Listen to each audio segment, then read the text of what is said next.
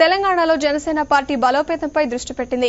అందులో భాగంగా తెలంగాణ జిల్లాలో పార్టీ నిర్మాణం చేపడుతోంది.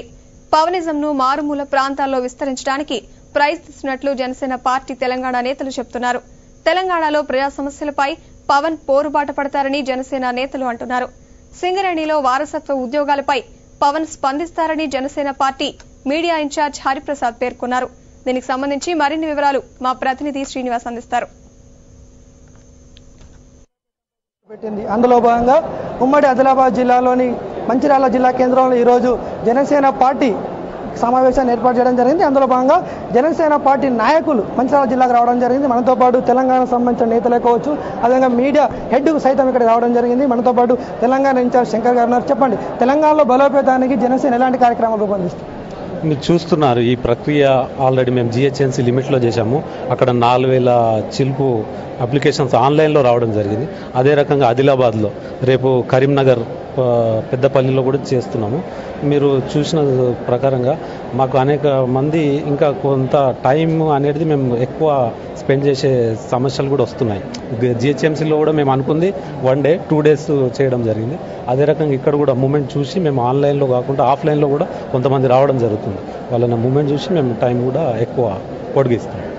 అదేవిధంగా జనసేన పార్టీ మీడియా హెడ్ గారు ఉన్నారు, హరిప్రసాద్ గారు. సార్ చెప్పండి, పవన్ కళ్యాణ్ అనగానే పవనిజం, తెలంగాణ ఈ పవనిజానికి ముఖ్యంగా తెలంగాణలో కూడా చాలా రెస్పాన్స్ ఉంటుంది. పవనిజాన్ని తెలంగాణలో మారుమూల ప్రాంతాన్ని సైతం తీసుకెళ్ళడానికి ఎలాంటి ప్రయత్నాలు చేస్తారు?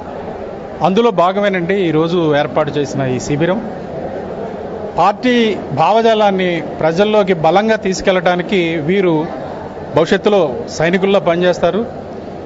ఇక్కడి నుంచి వచ్చిన వారికి 1-2 నెలల్లో హైదరాబాద్లో ఒక వర్క్షాప్ లాంటిది కండక్ట్ చేస్తాము.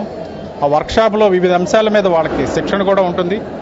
ఆ తర్వాత వీళ్ళు ఈ ప్రాంతంలో పార్టీ తరఫున క్రియాశీలకంగా పనిచేస్తారు. పార్టీని గ్రామ స్థాయి వరకు తీసుకెళ్లడానికి వీరు ప్రయత్నం చేస్తారు. అదేవిధంగా సేవాదళ్ అనే ఒక విభాగాన్ని ఆల్రెడీ ప్రారంభించాము.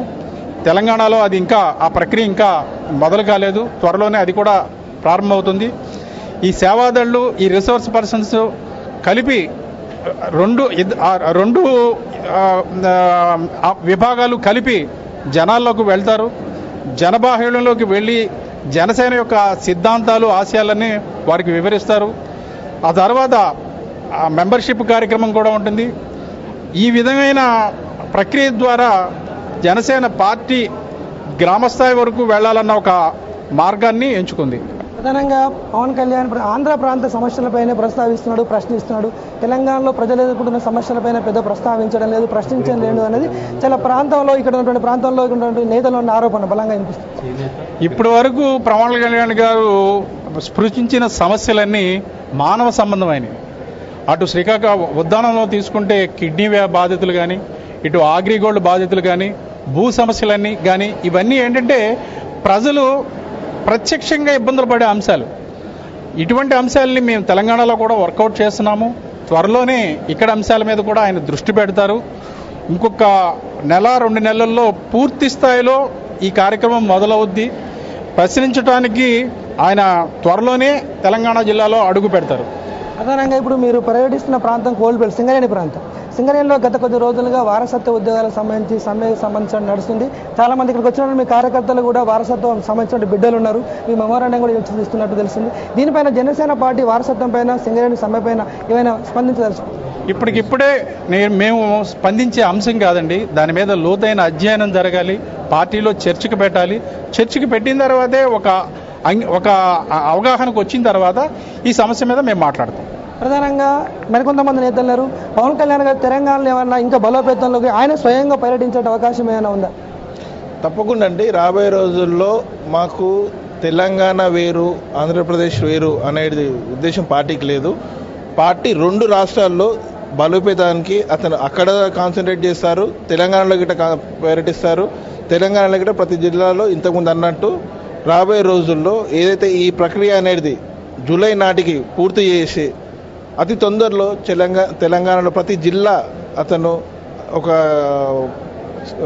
అంటే మనం ఏమంటాం ప్రతి జిల్లా వైజ్ ఒక ప్రోగ్రామ్ అయినా తీసుకొని రోడ్ మ్యాప్ పెట్టుకొని ప్రతి జిల్లా అనేది తిరగడం అనేది జరుగుతుంది. ప్రధానంగా మీరు ఇక్కడికి వచ్చారు, ఇక్కడ జనసేన కార్యకర్తలను బలోపేతాలను దృష్టి పెట్టారు. ఇక్కడ మీరు వచ్చిన సందర్భంలో ఇతర పార్టీ నేతలు ఎవరైనా మీకు కాంటాక్ట్ అయ్యడం జరిగిందా? జనసేనకు రావడానికి ఆసక్తి చూపినటువంటి ఇతర పార్టీ కార్యకర్తలు కానీ ఇతర పార్టీ నాయకులు కానీ మీకు సంప్రదిస్తూ ఉన్నారు? తెలంగాణ జిల్లా మీరు పర్యటిస్తున్నారు కాబట్టి. అంటే గత కొంతకాలంగా వివిధ పార్టీలకు సంబంధించిన ఒక స్థాయి వ్యక్తులు అయితే జనసేన పార్టీ ఆఫీసు కానీ మాకు పర్సనల్ ఫోన్లలో కానీ రావడం జరుగుతుంది, వాళ్ళు మాట్లాడడం జరుగుతున్నది. ఇంతకుముందే మా అధ్యక్షులు వారు ఏదో చెప్పినట్టు ఫస్ట్ మాది అనేది ఏదైతే కొత్త వారికి రాజకీయాలు అతీతంగా ఉన్న వాళ్ళకు వాళ్ళ టాలెంట్ బట్టి ఏదైతే మేము ఇప్పుడు ఈ ప్రోగ్రామ్స్ అనేది కండక్ట్ చేస్తున్నామో యువకులకు ఏ విధమైన బ్యాక్గ్రౌండ్ ఇంతకుముందు పొలిటికల్ బ్యాక్గ్రౌండ్ లేకుండా జనసేన అనేది వాళ్ళకు ముందు వాళ్ళకి అనేది ప్రయారిటీ ఫస్ట్ ప్రయారిటీ అనేది వాళ్ళకి ఇవ్వడం జరుగుతుంది. రాబోయే రోజుల్లో గిట్ట ఏంటంటే కొత్త పాత సీనియర్స్ ఎవరైతే ఉన్నారో అందరి కలయికతోని జనసేన ముందుకెళ్తుంది. మరి కొంతమంది ఉన్నారు, ప్రధానంగా పవన్ కళ్యాణ్ అంటే యూత్కి యొక్క ప్రాధాన్యత ఉంటుంది, ఇతర వర్గాల్లో కొంచెం తక్కువ ఉంది. దాంట్లో భాగంగా ఒక యూతే కాకుండా మహిళలు కానీ ఇతర వ్యక్తులు ఈ జనసేన ఆకర్షించుకోవడంలో భాగంగా ఇంకేమైనా చర్యలు తీసుకుంటారు? ఇందులో అందరికీ భాగస్వామ్యం ఉంటుందండి. ముఖ్యంగా ఆయన పవన్ కళ్యాణ్ గారు అనౌన్స్ చేసిన ఒక విషయం ఏంటంటే 60% ప్రాధాన్యత కొత్త వారికి ఉంటుంది అని. ఆ కొత్త వారి అన్నవారు దాంట్లో మహిళలు ఉంటారు, యువకులు ఉంటారు, విద్యార్థులు ఉంటారు, నిరుద్యోగులు ఉంటారు, అందరూ ఉంటారు. ఇప్పటి వరకు రాజకీయ అధికారాన్ని ఎవరైతే అనుభవించలేదో, రాజకీయాల్లో ఎవరైతే క్రియాశీలకంగా లేరో వారందరికీ భాగస్వామ్యం కల్పించడమే పార్టీ ఉద్దేశం. అంతపాటు జనసేన పార్టీ నేతలు చెప్తా ఉన్నారు, ప్రధానంగా వచ్చేసి పవనిజాన్ని మారుమూల ప్రాంతాల్లో సైతం తీసుకెళ్లి ఈ పవన్ కళ్యాణ్ అయితే ఈ ఆశయాలతో అయితే ఏర్పాటు చేసిండో జనసేన పార్టీని బలోపేతం చేయాలని లక్ష్యంగా ఉన్నాం. యువతే కాకుండా అన్ని వర్గాల్లో కూడా జనసేన పార్టీకి విశేష ఆదరణ లభిస్తుందని చెప్తున్నారు. ప్రధానంగా సింగరేణి సమ్మెపై కూడా పవన్ కళ్యాణ్ స్పందిస్తారని చెప్పేసి కూడా జనసేన పార్టీ నేతలు చెప్తున్నారు. ఇది జనసేన పార్టీ యొక్క ఇక్కడ చేస్తున్నటువంటి కార్యక్రమం యొక్క పరిస్థితి. Video journalist Ramesh, Srinivas, Adilabad.